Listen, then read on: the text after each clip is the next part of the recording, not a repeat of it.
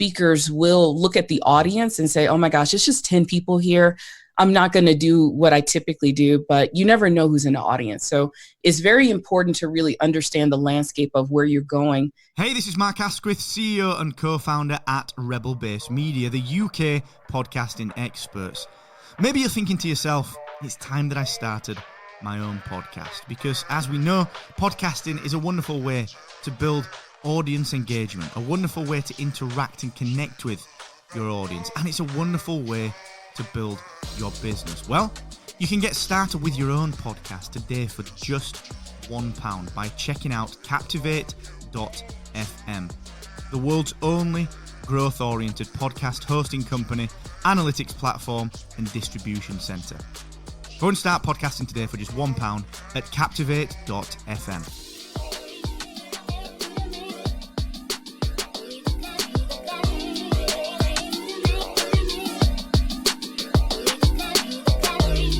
Hello and welcome to another episode of MarketEd Not Live. This is the podcast for marketers who are looking to their own community to find out what's working now and, what's coming up.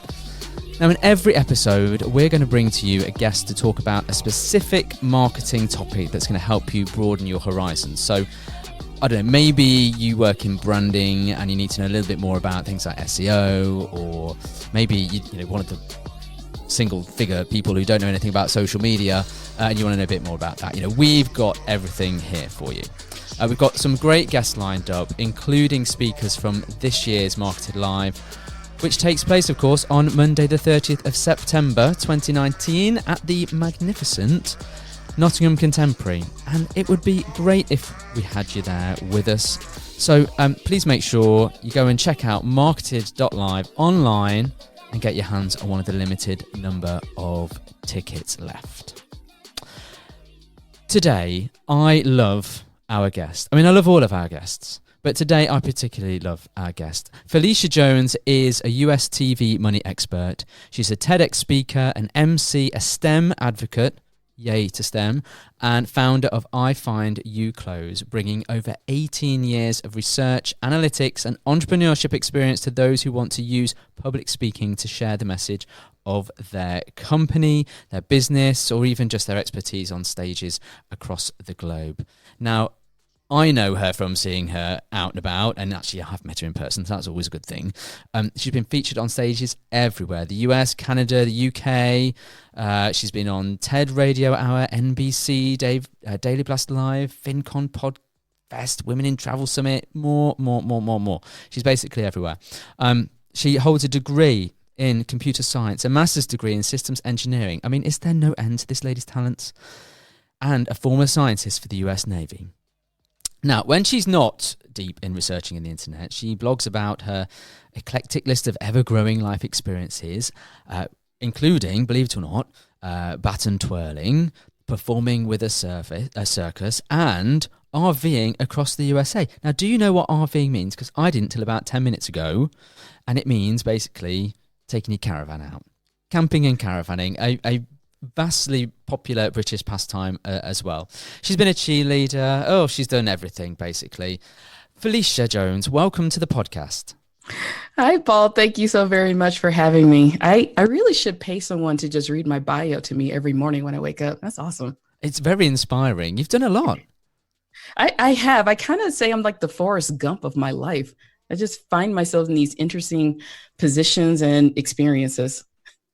I think there's lots of things that we can talk about in there, but we've got you here because you're one of our key speakers this year at MarketEd Live. You're coming all the way from Denver, Colorado, so I'm really appreciative of that. And one of the reasons that you're coming is because when we think about who's going to speak at MarketEd Live, we're really looking for people who are professionals who can actually do this without cocking it up, but we think about the topics that are going to be the most relevant for the audience, and we're trying to do things a little bit differently as well. We don't necessarily need to listen to the latest Twitter strategy or something like that, or a talk on why you should now be using social media. We kind of get that. I'm more interested in using some of the things that are different ways to talk about your business, to market your business, and to show some of the ways in which you can work with, I don't know, work with people to express knowledge and all that kind of stuff. So speaking is your bag. When did you realize the power of speaking as a marketing tool? It was such a weird one. I worked with a couple of business coaches, and they always told me that, hey, you need to get on stage to market your business. And I tried to avoid it like the plague. I didn't want to get on stage, but I also didn't have a budget. I didn't have a budget to do a lot of the social media marketing the right way, and I couldn't do advertising. So it was like that last little thing that I could do to get myself out there. And a couple of years ago, I just said, you know what, I'm just going to do it. I'm just going to go for it. I shared a stage with Darren Hardy. He's a former editor of Success Magazine. And he was just saying, after interviewing all of these amazing people around the world, Oprah Winfrey's, the Richard Bransons, he said what he has noticed is that they only do one thing at a time, at most three. And he was just like, find the one thing that's good for you and go after it. And after seeing him talk, I said, you know what, this is the thing that works for me. I'm just going to double down, get out there and market my business on stage because it's working. So that happened about 3 years ago, and it has been a journey ever since then, just being on stage and being able to travel. I love traveling. So that was also my thing. If I could find a speaking gig to travel, I'm a happy girl. So you've been speaking longer than 3 years though, right? Actually, my business started 5 years ago. So probably, let's say it's 2019. So my business started in 2014. At the beginning or the middle of 2015 is kind of when it started. And then I just decided to really focus on it. And so it hasn't been that long. And was that because you could see that it was working then? Yes, I saw that it was working. It was the one thing that I could do. And it was the one thing that was absolutely working, just to get my business in front of people, to grow the email list, and to just put my name out there.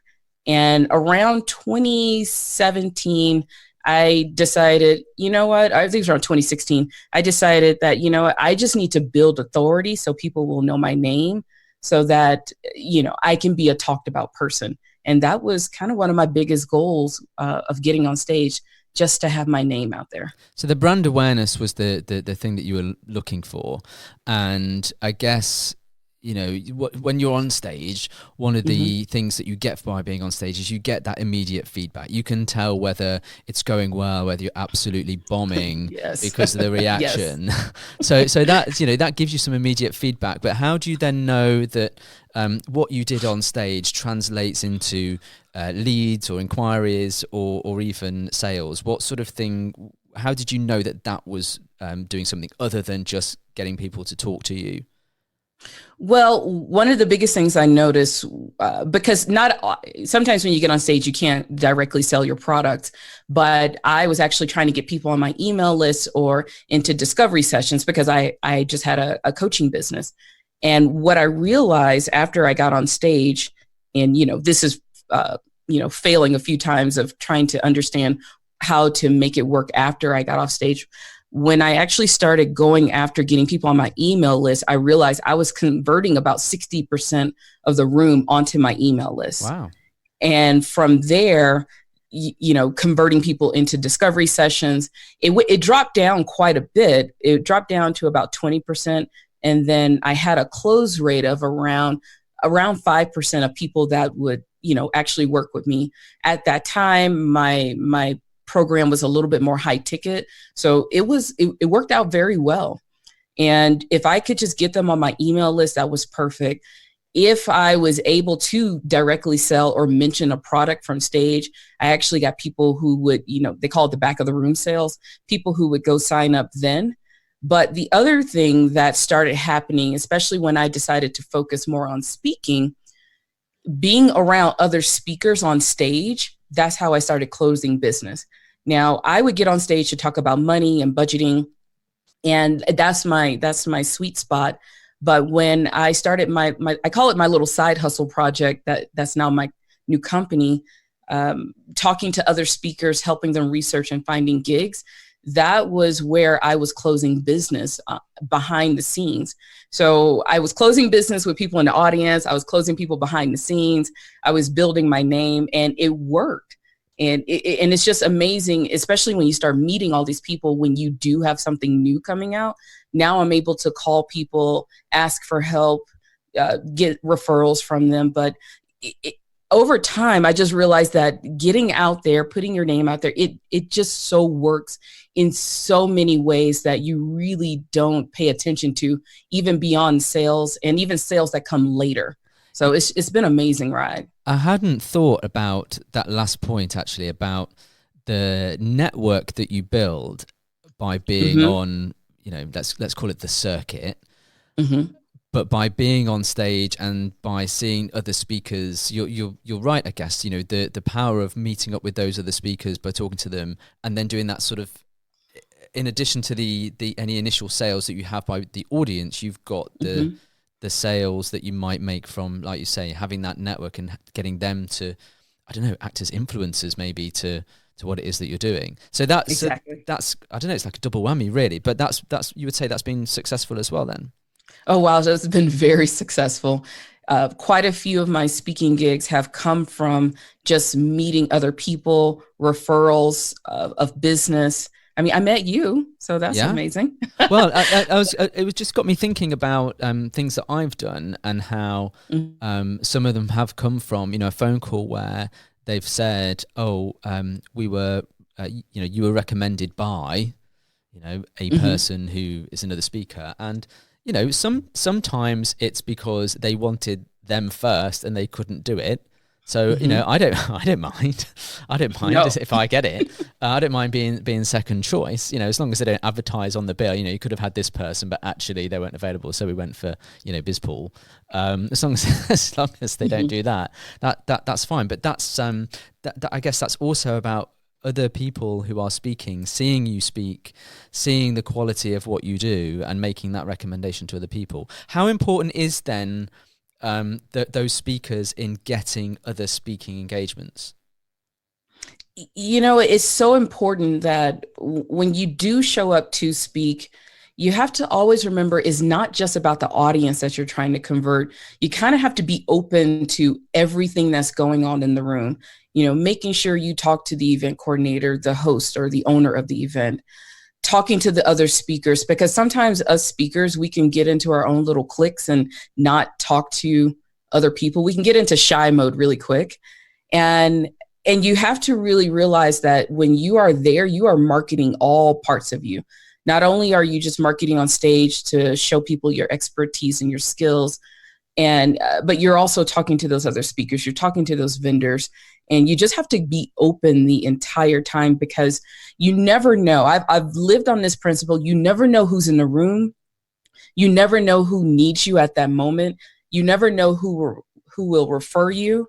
And it's been even extremely important when people have seen you speak twice, they'll eventually probably will start working with you. So it's not just a one-time deal. It really is a long-term strategy of looking at that room and knowing who's in that room and bringing your A game and always showing up. Because sometimes I think speakers will look at the audience and say, oh my gosh, it's just 10 people here. I'm not going to do what I typically do, but you never know who's in the audience. So it's very important to really understand the landscape of where you're going. And maybe this is just me because I nerd out way too much over this and I'm super observant, but it works in so many different ways. And you just never know where that one speaking gig can take you and where those referrals will come from in the future as well. That is so good. Because the word of mouth marketing is a huge thing anyway. But yes, I suppose in the speaking world where you've got your evidence there because you're on stage, so whoever is in the room can see how you're performing, and that might be a customer or potential customer, but it might be, as you say, someone from a different organization who is there as a guest anyway, but maybe runs something themselves and then wants to talk to you about possibly doing something there. And I've certainly had opportunities in that way. I know plenty of other people who are speakers who also get similar opportunities. And then of course, when you're at that secondary gig, that's when you might get the big deal. So Yes. so I guess, it does make sense to pay attention to multiple different audiences there. And that's what the things that I'm hearing from you really is more about the craft of and the professionalism, I guess, as well, of speaking. So you're not just like turning up and delivering your thing and going. You, like you say, you're thinking about who's in the room, talking to the event organizer, making sure that they're happy, doing a professional job for them, because you want the recommendation, you want the connections and all the rest of it, right? Yes, you want the testimonials, you want the reviews, you want the referral. And I mean, most of this is networking on a big scale, because most of us won't become the keynote speakers. We will stay in this world of speaking to market our brands and our business. So that means we kind of have to pay attention to everything. Whereas some of the highly paid keynote speakers, they're just getting paid for a job. They'll come and they'll do a great job, but then they'll leave instantly. Whereas, someone like you and I, it might be best to, all right, let's stay in this room for a while just to see who's here, who's talking to us. And the other thing that I have used when it comes to speaking engagements, and that's either to get another speaking gig or to convert a client, I always invite people to see me speak. No matter where I am in the world, I literally go out and find at least 2 people to invite to see me speak. And I was telling you before we even recorded that I know about 5 people that I've already invited over to the UK to see me speak. And typically is either want to work with them in the future as a client, or I want to do the ultra networking thing. I want to introduce them to other people, and or I'm trying to go after another speaking gig. And the reason why I do that is, one, it makes you happy because I brought some people who bought tickets. Yes. The organizers always appreciate that. Definitely. Then 2, if I'm trying to close a client, I can network and introduce them to other people in the room that might be interested in their services. Everyone loves that. And then 3, I can just somebody can see me on stage so that I can kind of give that visual proof that I know what I'm talking about and I can help them. So it's a really big thing to think about, but that's how I've been able to kind of use speaking as more than just getting on stage, but to close the clients, to meet the new people, and to get that next referral as well. Do you know, I hadn't thought about inviting a potential client to see me on stage. Like I hadn't thought about that because, I suppose I'm just like so focused on like, can I not mess it up? Yeah. But yeah, I can see that, because when do you get necessarily an opportunity like that to outwardly project what your knowledge is? When you're in a sales meeting, where you're trying to pitch your work, it's much more of a round table thing. I don't really do like, death by PowerPoint slide presentation pitches and stuff like that. It's much more of a conversation. Whereas actually when you're on stage, you get, you have your moment, you get to talk with authority, hopefully uninterrupted. Hopefully. I have had interruptions.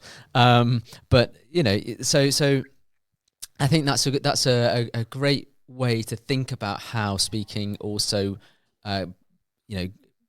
how you can use a client, how you can use speaking to bring a client on that journey, to show your authority. One question that I wanted to ask you is, maybe this is me just being an event organizer and trying to find speakers and seeing what speakers are out there, and particularly because at MarketEd Live we really are looking for speakers that may not be household names, they may not be the famous people. It's interesting that you refer to keynotes and stuff like that, because there are obviously like a lot of keynote speakers where we've heard them before and maybe they pull in a crowd, but maybe they've done every gig anyway, and maybe it's been, I'm not saying it's been heard before, but often a lot of speakers will have their talk that they do, for either for that season or something like that. And I'm interested in looking. So when I search for speakers, I see a lot of speakers. Everybody wants to be a speaker. Why do you think that is? Is that because they recognize the importance of it, or is it something else? Is it an ego thing? Why do you think there's so many speakers? It's all of the above. I think a lot of it is a little bit of his ego, because you have some people who just want to be the next Tony Robbins, the next Oprah Winfrey. I always joke. I said, "Gosh, if I can get a dime for every time somebody told me that, I would so be a billionaire right now." So you have a little bit of the ego because people want the spotlight on them, and usually sometimes people do a couple of speaking gigs, and then now we can call ourselves a speaker. It's kind of like with me getting a speaking gig in Canada. Now I'm an international speaker. I think sometimes with business owners, we will take whatever we can get to market ourselves just to get some spotlight on us. And a lot of people do want to speak. And sometimes it's a little hard to be that professional speaker while running a business, because speaking on that level is a business in itself. But I think a lot of it is just people want as many eyes on them as they possibly can, whatever will give them credibility, because getting on stage does give you credibility. Yeah. Showing up on stage is such a big deal. So we just take it and run with it. Now, the problem that I find with a lot of people who call themselves speakers or use that little title is that most people don't know how to get on stage, and they're not on stage consistently. So I don't really know, like, if you've done like 2 speaking gigs, if you can call yourself a speaker. But I find that most people don't know how to get on stage on a regular basis to keep calling themselves a speaker. So, I mean, in one sense, it may have lost its power if everyone's a speaker. But on the other hand, if you want to be a speaker, you've got to put yourself out there as a speaker. And if, it's a way of marketing your business. So why not do it? So I guess the trick is then how you demonstrate that. So, for example, in the process of becoming a speaker for MarketEd Live, I have criteria, and one of the things I'm specifically looking for is evidence. I'm looking for your TED talk. I'm looking for your video of a talk. I'm not actually looking for a show reel, because the thing that I find with show reels is that it doesn't tell me enough about the quality of a talk. I need somebody to be engaging from beginning to end, and I would rather put the effort into watching a 45-minute speaking keynote or something like that you've done to understand that. So does it therefore become a case of saying, well, look, having evidence is a good way to identify those that are regular speakers and those who maybe are more aspirational? The evidence is so key to all of this. And especially because I know with your expertise in the digital marketing and everything like that, that evidence is so important if you want to keep getting on stages, if you want to keep getting that credibility. And I like to think of speaking as a credibility piece, not just, okay, I call myself a speaker and then, okay, I did 2 speaking gigs 3 years ago, but someone who's actively getting on stage. Even on your social media channels, you could see like, oh my gosh, they're actually at this event. They have the logos on their website. So I see that as the distinction between someone who is a speaker that's actually getting out there. And what's so funny about this is, the power of social media and the power of showing consistency. When I was one of those people, I never liked taking pictures. So our dear sweet friend, Mark Asquith, when I met him a couple of years ago, he kept saying to me, he said, you got to take pictures at all of these events. And I was like, yeah, whatever, maybe, I don't care. And when I actually started taking those photos and showing that I was actually out there speaking, I actually got business from it, because people said, oh my gosh, you look like you're consistent. Maybe I'll actually talk to you now. I was like, wow, okay, you didn't talk to me before. But I have noticed that evidence does separate you from the person who calls themselves a speaker to someone who's actively getting out there talking about their business, because that's another way of inviting people like, hey, I'm here. Why don't you come see me speak? I have a couple of free tickets if you can negotiate and get those. But it also is not the same as the professional speakers, those who are hitting the big stages and getting the $50,000 just for 10 minutes of breathing. But, people do it. I have no shame. Yeah, But well, it does show that you're out there, your business is out there. And it's that other credibility piece that people are actually listening to you. Like, okay, you're talking about this one subject and people in audiences kind of care about it. Maybe I should pay a little bit more attention to you as well. So yeah, and I book speakers here as well in Denver, and that's the same thing. I want to see the proof. I don't need a show reel. I don't necessarily need your speaker one sheet. I want to actually see that you're engaging with the audience, and I try to look at photos to see how many people are on cell phones. oh, okay. Well, as When in you're taking a speaking. picture of whatever it is that they're doing. No, the people who are, you could tell there's a difference. I say is when people have their cell phones low, like they're trying to hide it, that means they're not paying attention to you. When Oh, they have the cell phone high, they're either taking a photo or trying to take notes. So I noticed that. That's how I know if people aren't paying attention to me, I'm or when I so watch other speakers. I'm so going to go and review loads of pictures now. You know, as well, one of the things that, I mean, some of the things that I've done, they've like the event organizers then like sent the pictures, like here's the official photographer link and all this kind of stuff. Yeah. And I'm just there picking the ones of me going, okay, right, okay, well, I look good there, or I'll use that one. But Of course. but I haven't thought about, you know, what are the audience doing? So that's definitely an action after this, is to go and have a look at those images and see. Well, you have to pay attention. And even when you're on stage, that's usually the first. I'm always fascinated by speakers who don't observe the audience, especially when they're rambling on and no one is paying attention, but they don't do anything to connect with them. So my quick trick for anyone on stage and even in your photos, if everyone's phone is very low and their heads are down, 9 times out of 10, they're not paying attention to you. Right. When I've noticed when people take notes on their phone, they either have their elbows on the table and they're trying to watch you and take notes, or they're recording at the same time. So that's usually my little trigger. So yeah, pay attention to that. Oh, yeah. I mean, another one that I find. So I like I look for people with eye contact, like who's looking at Yes. me, Yes. and what are they doing? And I always like latch on to that one smiley person. There's usually one smiley person who's got your undivided attention, and they're giving you positive signals. I latch on to them. They are now my best friend. You know, Of course. I call it, they give good audience. they're so Good wonderful. They're audience there. so wonderful, and I have to say, I always try and find them afterwards and thank them, because it's really nice when, if you are, because I get nervous before I go on, so it's just reassuring to have somebody give you that encouragement. It's like, if your mom was there, like, The other thing that I do, it depends on the room, but I actually try to meet a few people.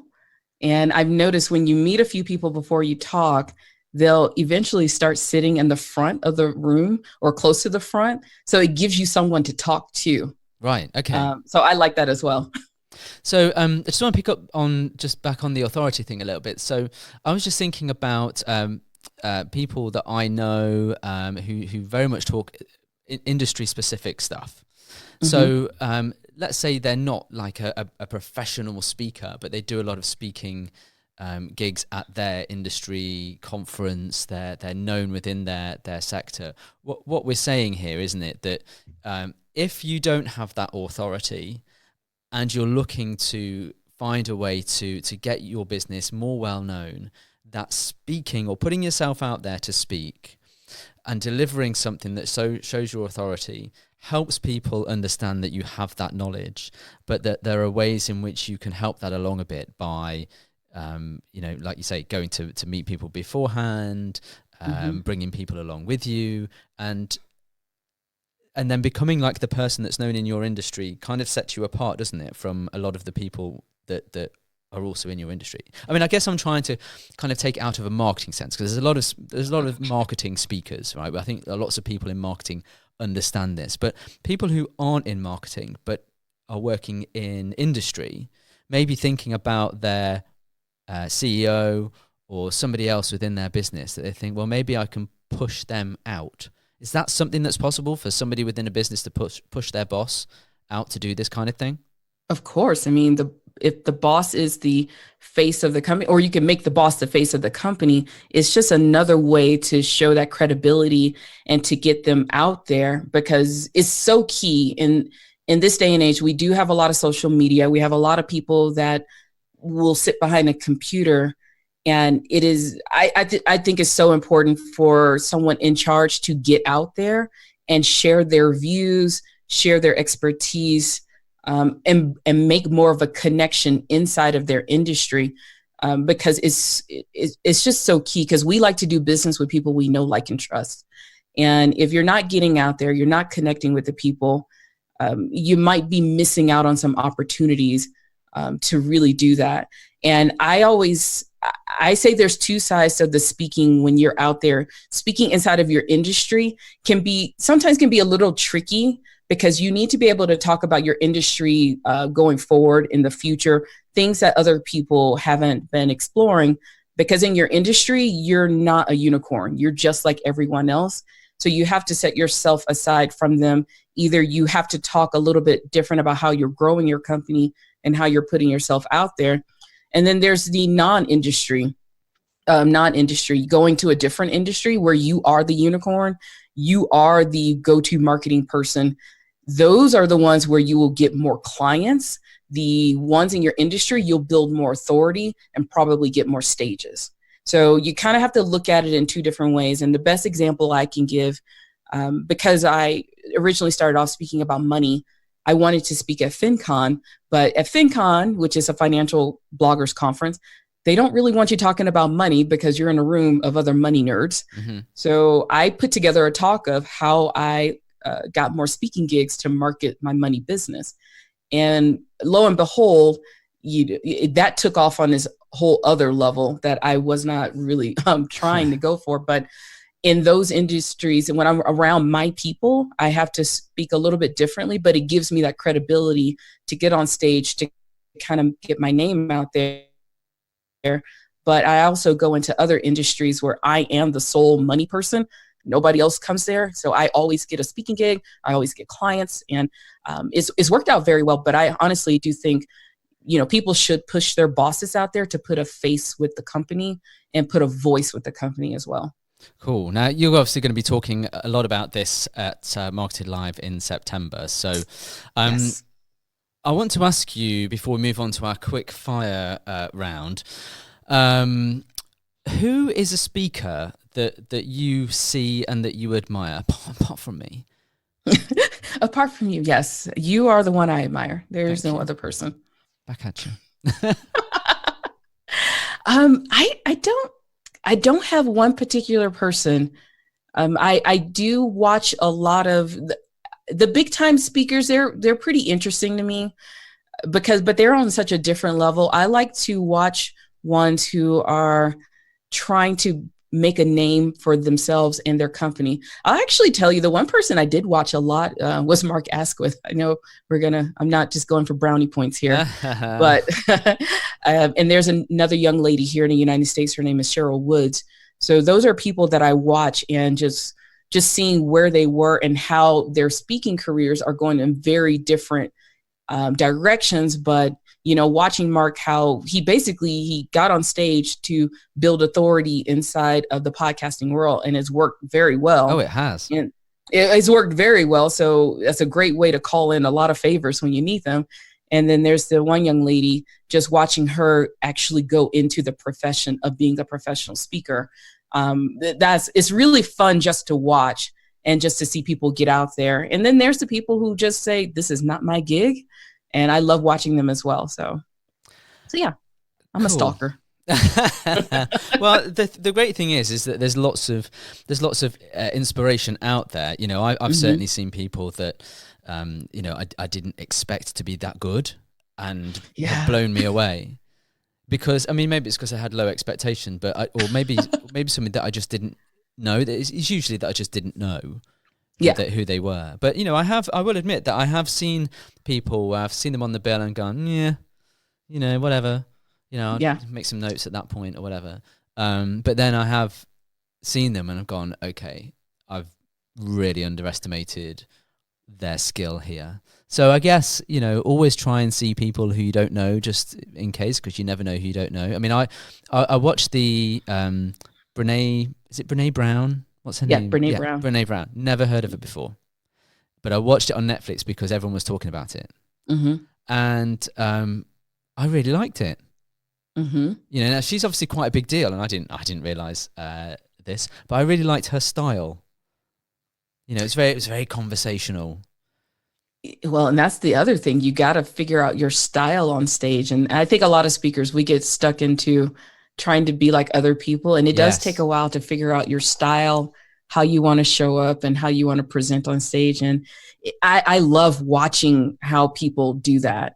And the other thing that's fascinating is just because someone is good doesn't always mean they'll always get on stage. It's a weird little thing because a lot of us will get scared to get on stage because, oh, well, I'm not like Brene Brown, or you'll see someone who got on stage and they're actually not that good. And you just wonder, how did they get on stage? And it was because they did the marketing, they did the networking, and they weren't afraid to ask to get on stage. So there's a range of people who get on stage. So, but you got to get up there and figure out if it's what you want to do. But in the end, it's fun. You get a lot of freebies when you get on stage. I love it. The best one has been tacos. I get tacos. I love it. Cool. Okay, right. I've got some questions for you. Some quick fire questions. Are you ready? Okay. Yes, I'm ready. Okay. Now this is sort of quick fire, but let me tell you, Phylecia, it's not been quick fire in any of the podcast episodes that we've done. All right. So, okay. But they are the standard questions. They are similar questions I've asked everybody. So it's good to compare notes. So I'm thinking about marketing. Who is absolutely killing it in marketing right now, whether that's a person or a brand or whatever? I actually like Meet Edgar. They are the social media posting. I actually like how they do their marketing, and it's very low key but to the point. I don't know, for some reason, I always get drawn back to them and their newsletters and all of their Instagram posts. And of course, I love you on your stories. Your IG stories are they're awesome. Random.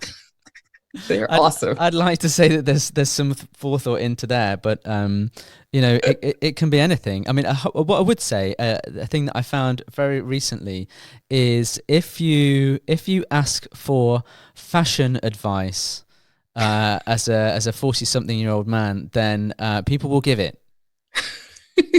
So that's awesome. Yeah. So take the weirdest topics and go with it. Okay. Best technology that you're using at the moment.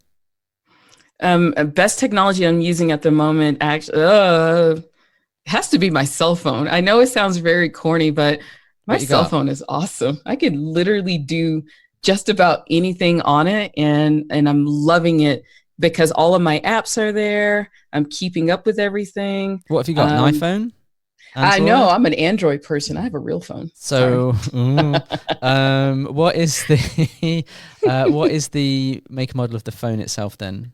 I have a Sony Xperia. Oh, and haven't heard that for a while. Yeah, it's really cool because I get to do my videos on here, because I went through that whole thing of looking at all this video editing software, and I have this one video editing software on here. I can make videos and just post them. Yeah, it's been great. I love it. I save a lot of money. Cool. Now, aside from your own, because your own is a very good podcast, what is the best podcast that you're listening to at the moment? Oh my gosh, this is a hard one. We just got finished listening, my husband and I, to the official, unofficial Game of Thrones podcast. Oh, okay. We binged on that one, and it was really good until they got to the end, and everybody didn't like the ending of Game of Thrones. But we did a lot of binging on that one, and we like to listen to the true crime podcast. So those have been fun, and we're listening to one. It's a little deep, but it's on NPR. It's called White Lies. It's a deep one, but we've been listening to that one recently as well in the car. Okay, we'll go and check that out. Advertising. You sort of hinted at stuff like with Meet Edgar, but is there a great ad on the TV or radio or something that you've seen? A great ad on TV or radio? Okay, I don't know Charmin, the toilet paper company. Okay, because they have these little bears that talk about the toilet paper. Do you have those commercials? We have Charmin, yeah. Okay, so they have those little bears, and then it's where the little the little baby bears, the parents are like, who left their underwear on the floor? And the kid comes in, oh, it's mine. And then they start singing, my hiney's clean. Okay, we don't have that. I'm like, oh my God. I don't know. I just remember it. So that, I mean, to be fair, that sounds something that would go down well in the UK. I'm told that it's called Cashel over here, not Charmin, but it used to be called Charmin. I don't know why it's called Cashel over here. Maybe Charmin means something in one of the many European languages over here. That's often what happens. Someone creates something, goes, no, in Spanish that means prostitute or something. Yes, you know. So okay. Look, you're coming over to Nottingham, and we really appreciate that. Why should somebody else come and see us in Nottingham? Because the cool people will be there. Totally right. Totally right. Like, duh. They should come because, you know, I love going to these conferences and you can meet so many different people and get different ideas about marketing, especially the people in my world. We don't jump into marketing. We only think social media, but there's so many other aspects of marketing. And I've been following you with the chat bots, which I'm just so ignorant of. But I think people should come and just learn what other people are doing, and also to get an idea of what the future is going to look like with marketing, because I think things are about to change significantly for everyone out there. Excellent. I couldn't agree more. So, okay, where can people get in touch with you, Phylecia? Oh, you can find me on all the social media channels. My handles are at Keep Up with Mrs. Jones, and you could just see the craziness of my life. But if you're interested in getting on stage, you can go to ifindyouclose.com and you can sign up and we can chat. I'll actually give you my cell phone number. We can get on the phone. Awesome. See, that's proper marketing. That is giving people a telephone number to call. Thank you so much, Phylecia. It's been a pleasure to have you on the show. I can't wait to see you again in September. It really will not be long now. So it's getting super exciting, and all those people that keep telling me that they're coming, and it's getting really close. So thank you so much. I can't wait. Thanks for being on the podcast, and I can't wait to see you in September. Thank you for having me. My pleasure.